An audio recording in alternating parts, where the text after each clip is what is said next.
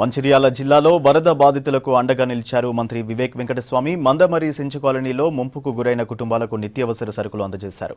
మంత్రి ఆదేశాలతో 21 బాధిత కుటుంబాలకు సరుకులు పంపిణీ చేశారు. రెవెన్యూ, మున్సిపల్ అధికారులు ఒక్కో ఇంటికి 25 కిలోల బియ్యం, ఇతర సామాగ్రి అందజేశారు. వరదలతో చాలా నష్టపోయామని ఆవేదన వ్యక్తం చేశారు బాధితులు.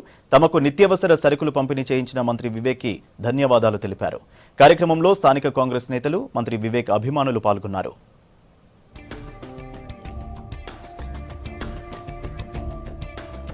మాకు నిన్న నైట్ వచ్చిన వర్షానికి వర్షంతో వరదలు రావడం వల్ల మా ఇళ్ళకి నీళ్ళు వచ్చినాయి. మా ఇళ్ళ సమస్యను మేము మన మినిస్టర్ గారికి చెప్పడం జరిగింది.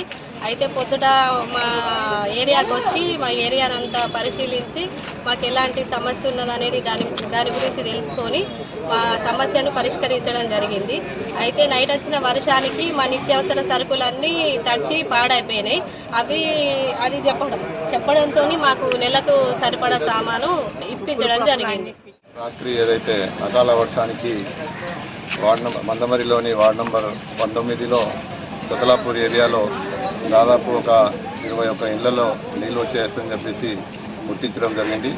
ఉదయం 6 గంటలకు గౌరవ మంత్రివర్యులు వివేక్ సార్ గారు బియ్యం కానీ అవన్నీ తడిచిపోయాయని చెప్పేసి వాళ్ళు కాలనీవాసులు చెప్పడంతో వాళ్ళకందరికి 21 మందికి సరుకులకు ఏదైతే బియ్యము, చక్కెర, పప్పు దినుసులు, చిల్లర, కిరాణా సామాన్లు వారి ఆదేశాల మేరకు ఇక్కడ తహసీల్దార్ గారి ఆధ్వర్యంలో వాళ్ళకు పంపిణీ చేయడం జరిగింది. ఇంకా ఏమైనా ఏదైతే వర్షానికి ఇల్లు కూలిపోయిన వాళ్ళని కూడా మేము విజిట్ చేస్తున్నాము.